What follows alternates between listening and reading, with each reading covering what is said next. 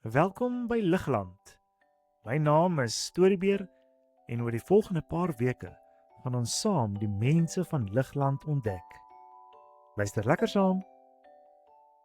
Deborah, die vrou onder die palmboom wat God se volk dapper gelei het. Deborah het onder 'n groot palmboom in die berge gesit en mense gehelp om die regte besluite te neem. En niemand het dit bevraagteken nie. Want sy was Deborah en mense het haar gerespekteer, omdat sy met wysheid geluister en gelei het. In 'n tyd toe Israel geen koning gehad het nie, het God leiers gestuur wat rigters genoem is. Mense wat die volk moes lei en beskerm. Deborah was een van hulle. Sy was die enigste vrou onder die rigters, maar sy was ook die mees gerespekteerde een.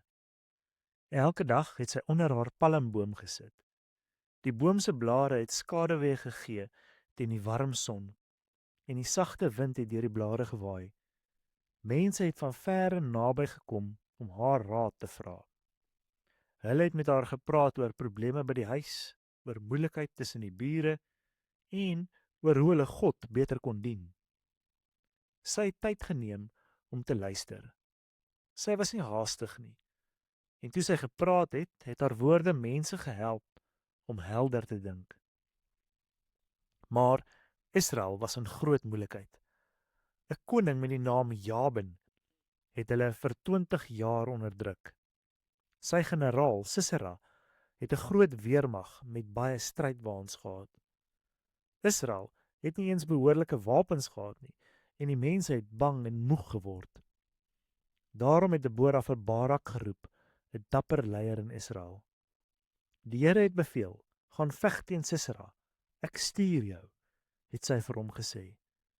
Barak het haar net aangestaar en sy het teruggekyk met 'n rustige, seker blik. Toe het hy iets gesê wat niemand verwag het nie. Ek gaan, maar net as jy saamgaan. En Deborah het haar wenkbroue liggies gelig. Goed, het sy gesê, ek gaan saam, maar dan sal die eer nie aan jou behoort nie. God sal Sisera in 'n vrou se hande gee. En Barak het geknik en hy het ingestem.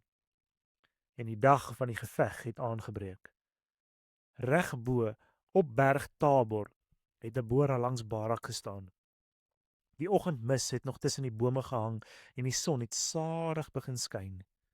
Onder hulle in die vallei het Sisera se leer met sy strydwaans gewag. Deborah se hart het vinnig geklop, maar haar gesig het kalm gebly.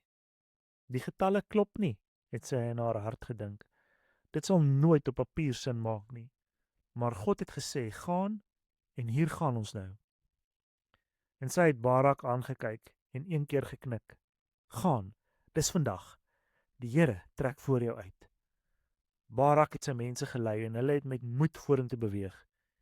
En die Here het vir Sisera se leer in verwarring gedompel. Die strydwaans het vasgesit in die modderige Kishon riviervlakte. Die soldate het begin terugtrek en Sisera se weermag het verbrokkel. Sisera het self gevlug, alleen en bang. En Deborah het nie 'n swaard gedra in die geveg nie. Sy het woorde gedra en geloof.